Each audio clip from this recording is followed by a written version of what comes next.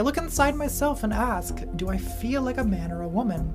And after all these years, the answer is still that I feel like shit. And that's how I experience gender. I'm looking to have gender unassignment. I'm looking to change my genitals so that way there is nothing there. Just maybe like a hole to pee out of.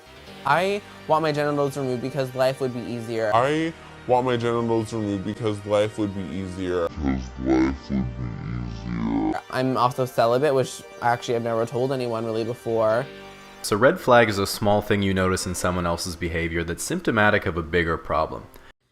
Welcome back to Slightly Twisted Female. I'm your host, Brittany Rouxx. Today we're going to be talking about agender, anti-gender, also known as nullo, or nullification of gender. Mama, I know I'm a demon. It ain't nothing she could do but pray for me. This is something that has gone back centuries, generations, thousands of years, but for different reasons. Eunuchs existed in several parts across the world, including ancient China. The eunuchs worked as personal servants, spies, and watchdogs for members of the imperial family. 1 out of 8 eunuchs were boys given to the palace by their parents. Before the boys could be trained to serve, they had to be emasculated. A boy would be taken to a knifer at a small hut near the Forbidden City.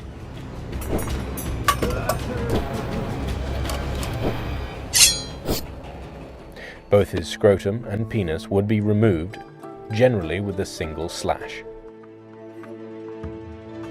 A spigot was carefully inserted to prevent the urethra from closing as the wound healed. It was removed after 3 days. If urine then flowed out, the operation would be deemed a success. They were in Rome and Italy, called the Castrated, with the Roman Catholic Church under the Pope castrating young boys so that they could maintain a high pitch when singing in the church choir.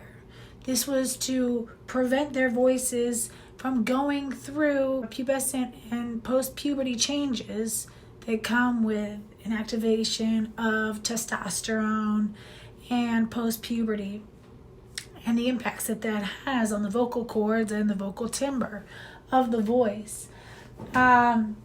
The earliest records for intentional castration to produce eunuchs are from Sumerian city of Lagash in the 2nd millennium BCE.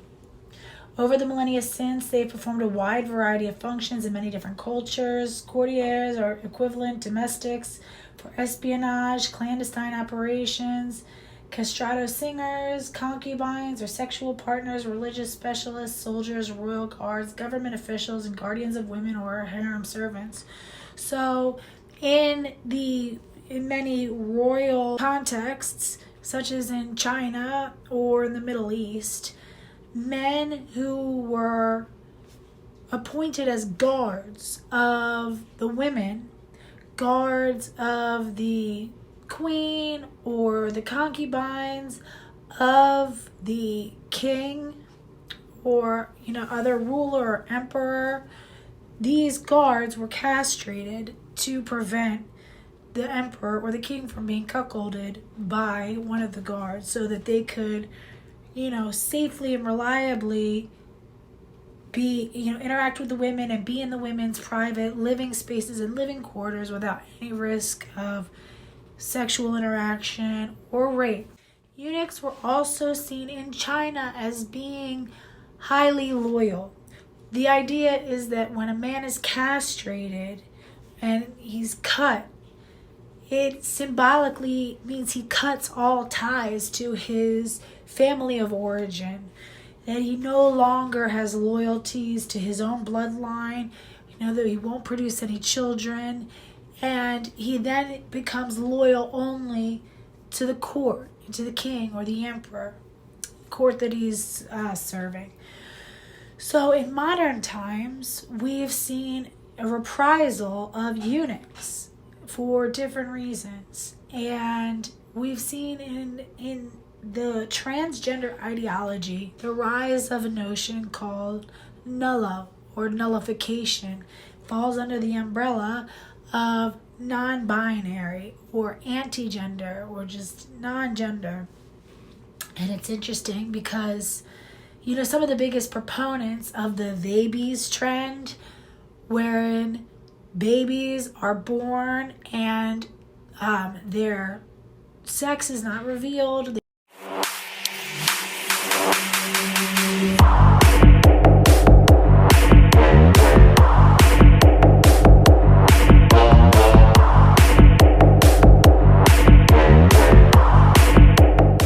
A legal adult to have the capacity to know themselves. Childism is a new one. And I think a child can explore identity. All right, Ari, I've heard just about every ism imaginable. I've never heard. Every ism, I've been accused of every ism, and I'm struggling with this new world of isms. Right? What is childism? You're against children making their own decisions. I believe that, well, childism is the normalization of the mistreatment of children just because they're young. You know, like assuming that they can't have opinions or ideas, you know, that they can't, you know, obviously they do need guidance and structure, but mistreating them or treating them like property or denying their identity and autonomy. So giving a child a gender because of its anatomy, assuming that they're boy or girl, or giving them a name, all that would be childism from your point of view. Not giving them, but forcing them to use them regardless of what the child wanted. So if a 3-year-old child just... They don't have any, you know, gender reveal parties. When the baby is born, the parents don't reveal the sex. They don't, and they give them what is, it's interesting because the whole point is that they're not imposing a gender on the baby, but in doing so, they are imposing a gender. Because if sex and gender are two different things, then they're basically saying that they're not, you know, they don't acknowledge what the sex is, and they're saying that, you know, they're imposing a non-binary gender, which is its own gender. So you are imposing something onto the child. There seems to be a range of reasons for the adaptation of nullo gender or anti-gender in the whole sort of trans ideology.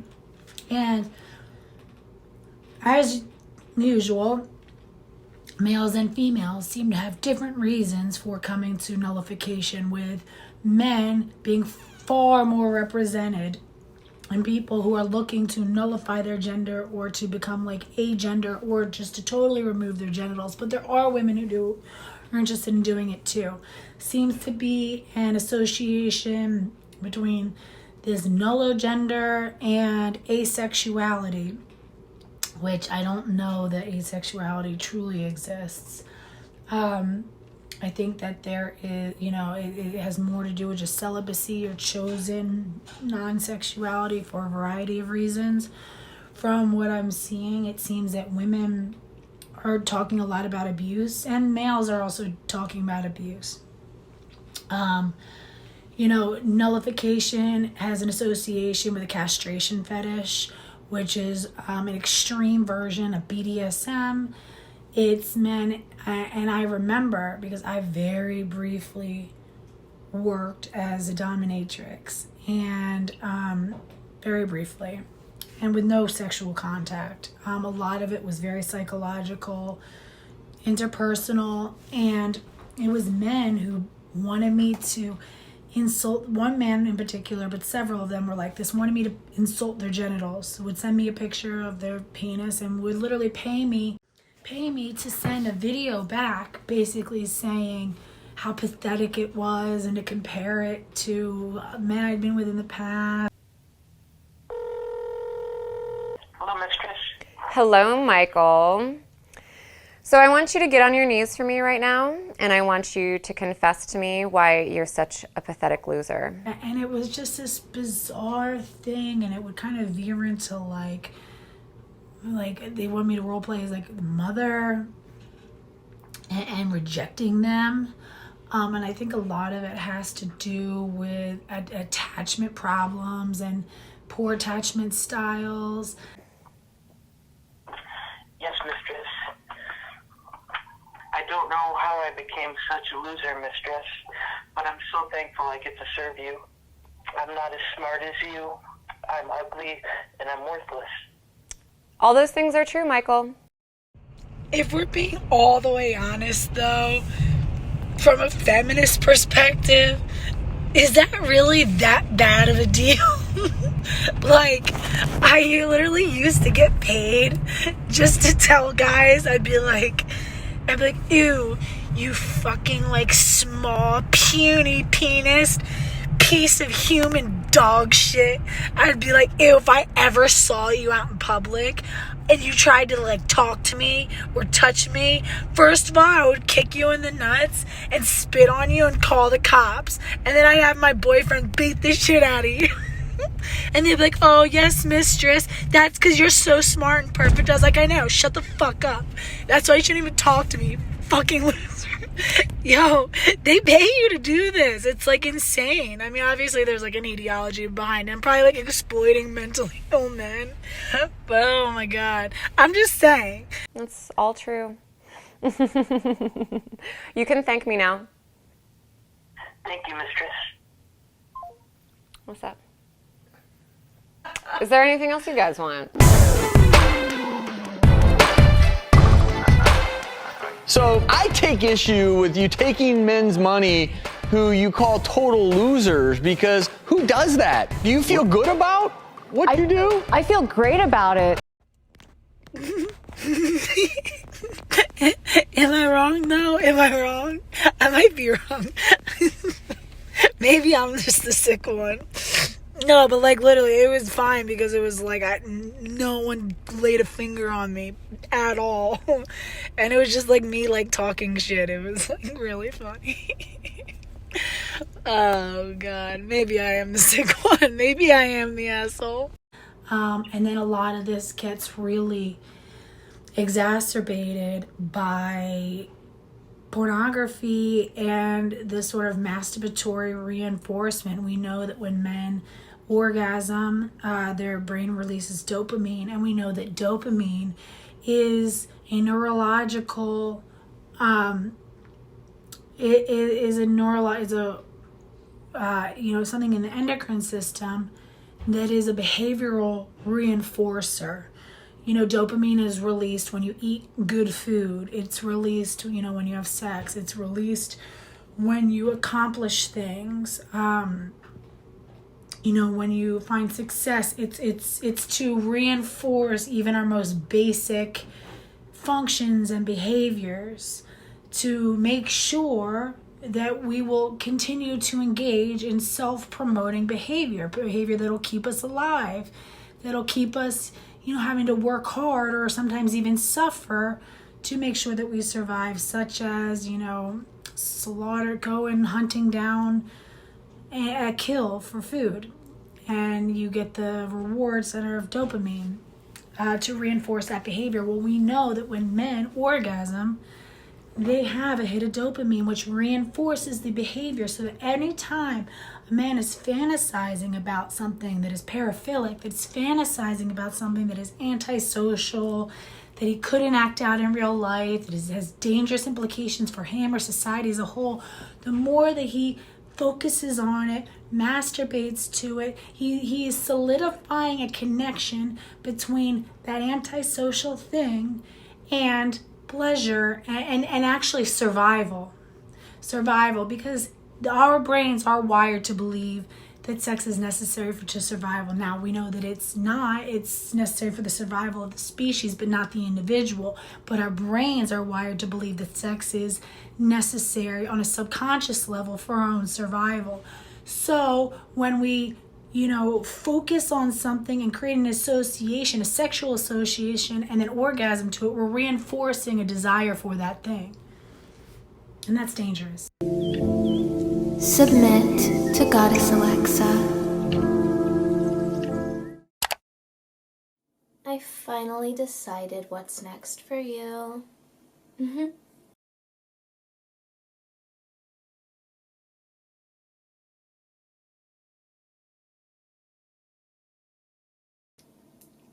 I've decided what I want for you. I've talked a lot about how I never, ever want you to ever have a chance at being with a woman. Because no woman needs to deal with someone like you. You could never please anyone. I would feel bad for any woman that you got with. So I've been thinking and thinking, wondering what would be the most permanent solution. The most permanent solution, something that would make a woman never want to be with you. And even if she did want to be with you, you could never procreate. You understand what I'm getting at, don't you? I've decided I want your balls removed. I want them completely gone. Don't be scared. You're gonna be just fine. I found a really good doctor out in Mexico, and he's willing to do it for a very good price. So, you're gonna pay to have your balls removed. And yes, I'm serious. And you are not going to argue with me about this at all. Give me one good reason that you need your balls. See, you can't. You can't. There also seems to be an issue with males who go through wanting to desexualize themselves as a form of controlling their sexuality. Morning, convicted sex offender in Madison County, Alabama, asking for a shorter sentence in a rare exchange for something else. 56-year-old Stephen Bunyard told a judge that castration would be better than serving a full prison sentence. Bunyard made that request after violating his parole from a 2007 rape. Let him serve 10 years of that 30-year sentence, and then as a condition of his release, have the castration performed. Bunyard's attorney says he violated his parole by not paying court fees, leaving the state, and getting a DUI in Tennessee. The judge denied his request and sentenced him to 30 years in prison. Bunyard was in court for another case from earlier this year. He's accused of raping a 79-year-old woman and another woman. And it's a fetish. I mean, there's literally a grindcore band called Cock and Ball Torture. Oh my God, my cat's trying to break in. Zeke. You know, and a lot of men do like having their testicles tortured. And so there is a man who in 2014 castrated himself. He said he was always embarrassed by the size of his penis and balls. It didn't fit my personality, and he describes himself as a cisgender, so he's a male who identifies as a man and who is a submissive bear. So I don't know if he's got to be homosexual or at least bisexual. He does talk about it becoming a fantasy. So he said, I had a baby face in high school. There was one of these bullies, and he said, you have a man's equipment, but you're still a boy. And he squeezed my balls in the shower. He was on the football team. I was on the soccer team showering together, and he said, you shouldn't have such big equipment. So he squeezed my ball. Zeke, quiet. Go. Busy. Sorry. So he squeezed my balls, and at that point it was just a fantasy for me. So how about getting rid of them for some reason? And then the interviewer asked, when did it go from fantasy to aspiration? He said it became a fetish thing when I would do sort of more self-destructive things with them, like putting rubber bands around them and needles through the balls and whatnot. And I've seen that, the like stuff where they like squeeze their balls till they're like purple. It's a progression which a lot of guys go through. It's something that works on them, and they say, well, what about if we just have them off? Then I won't be bothered by this constant urge to hurt them. And this is where a psychologist gets into the dysphoria. It's very difficult to distinguish whether it's a dislike for something or instead you're working towards something else. I always thought when I was on the beach, I was also on the swim team and we had Speedos. It was difficult to pack everything in, frankly. I would be embarrassed and everyone was looking, and here I am. I've got the biggest package and I'm not the biggest guy, and I got a whole lot of looks from everybody. I had a big dick that got damaged and I was at the bottom. I didn't want to use it. I got pushed into using it. I had to take all sorts of medications and was tired of being somebody else's tool. It's definitely a fetish. There's a whole online archive of these men who come together, and it is a message board, and they talk about their fantasies. They write nonfiction fantasies of nullification, sort of porn material, or erotic material, written material. They talk about ways to damage their balls, damage their testicles so badly that the doctors will decide to have them removed necessarily, rather than risk necrosis, tissue death, and further infection. One way that they do it is they inject Everclear alcohol into their testicles. Injecting pure alcohol will destroy the balls and require them to be removed. It's something that's considered a cult. There was a situation in, I think, Florida where 7 people were arrested for performing botched castrations on each other out of hospital together. So, I think it has to do with just a really hardcore BDSM sort of thing. A lot of these men are describing themselves as submissive, a total relinquishing of power and giving up of power.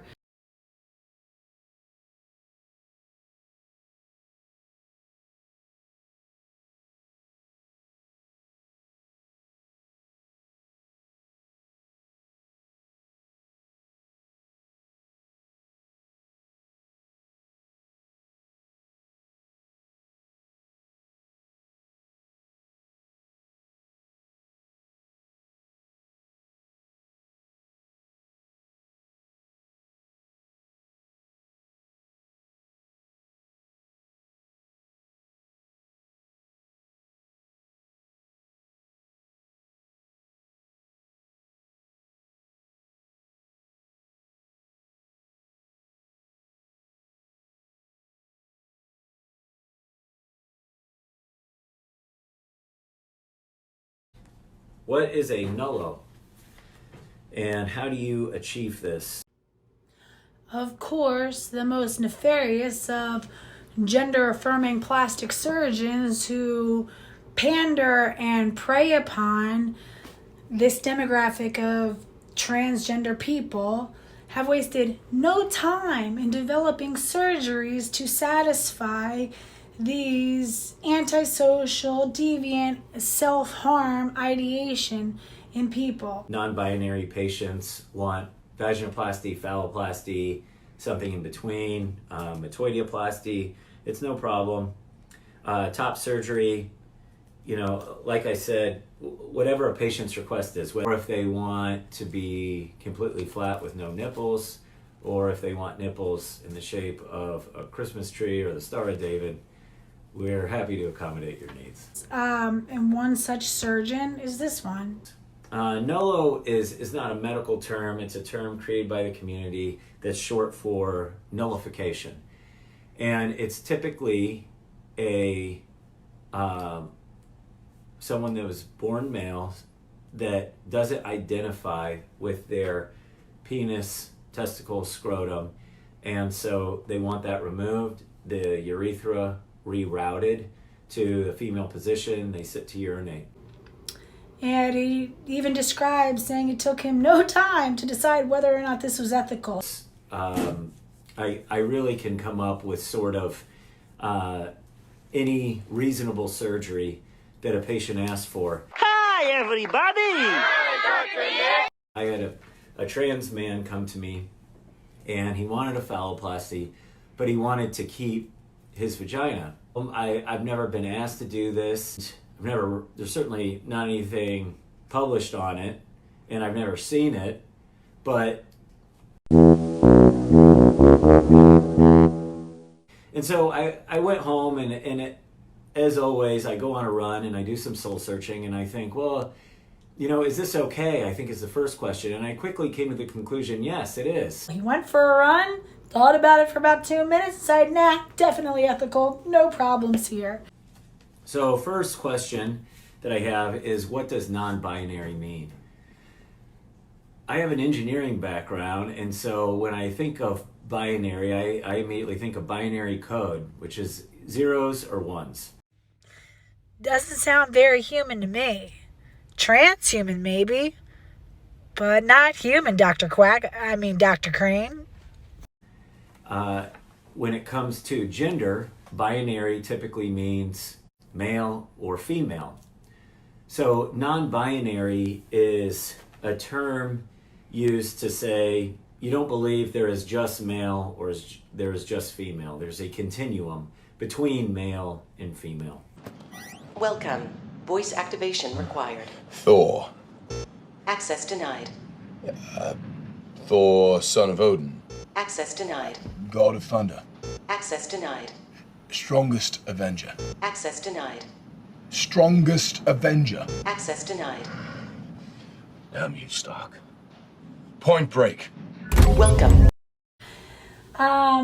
So, taking men who have attachment disorders, who probably have a history of sexual abuse, who, maybe even start to delve into something that is known as body integrity identity disorder. So body integrity identity disorder, or BIID, it is as in an article that was published in the PLOS ONE medical journal in 2012, talks about body integrity identity disorder is a rare and frequently studied and highly secretive condition in which there is a mismatch between the mental body image of the physical body. When I was 12 or 13, I was legally blind without my glasses. About that age is when I decided that I should have been born blind.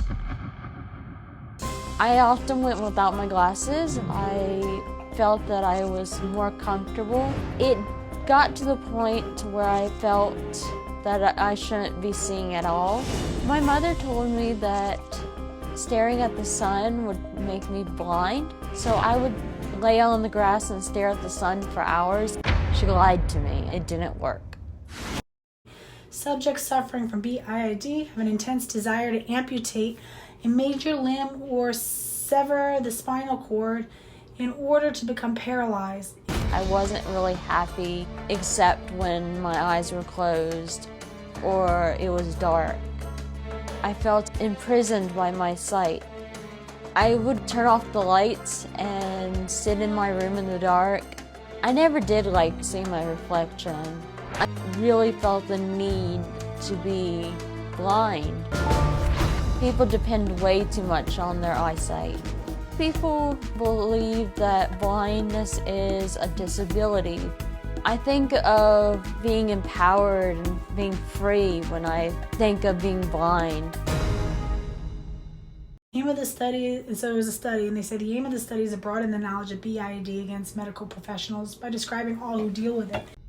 Now, before Jewel made her life-altering decision, she says she spent countless hours and days pretending to be blind. Heading level 3. I found this online group. I loved being part of a group that understood what I was going through. But does that sound familiar? Online echo chambers can be very powerful in reinforcing extreme ideas and beliefs, especially for isolated people, people who don't have other solid people who are rooted in reality to kind of mirror and check against if what they're thinking is realistic or also rooted in reality. And so people are just able to just sort of like float off into just more and more bizarre territory of thinking. We would share experiences and tips about blind sim, which is pretending to be blind. It was very freeing to go out in public and be treated as a blind person. A lot of questions. What made you believe you wanted to be blind? I simply felt there was a need. My body image, the image of who I was, just didn't match who I was in reality. Gender is the sense of self, of who one is in the world that we live in. And so gender really is not defined by what you look like or what your body looks like. It's who you are inside. Gender dysphoria is the sense that there is some distress or stress related to the fact that how you see yourself is not how the rest of the world sees you. And that can lead to anxiety and depression. So the dysphoria is when your understanding of who you are does not match with what the rest of the world sees. Sometimes people do not feel that they are the same gender as what their sex at birth was. Okay, and you said this became very strong for you at about 12 or 13? That's correct. Okay, so when you were 4, 5, or 6, you were looking around and playing like every other child. I was. But was there something when you were 12 or 13 that began to trigger this for you? I don't think there was anything that specifically triggered it. I think at that point it just started building up.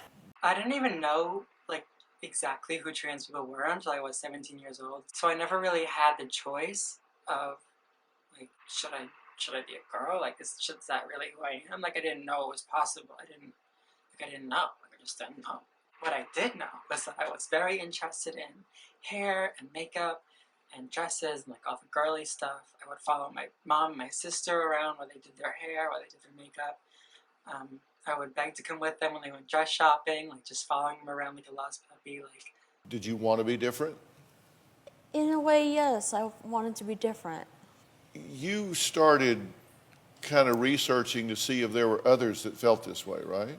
Yes, I read an article about a man who put his legs on dry ice. And in the article, it talked about body integrity identity disorder. And at that point, I realized that I wasn't alone. In awe of all this stuff. I think the breaking point almost of when I really needed to get down to business and figure out what what was wrong. It was probably a year ago. I'm sure you guys know who Ariana Grande is, and I was a huge Ariana Grande fan at this time. So I was on Tumblr scrolling through all my stuff, scroll.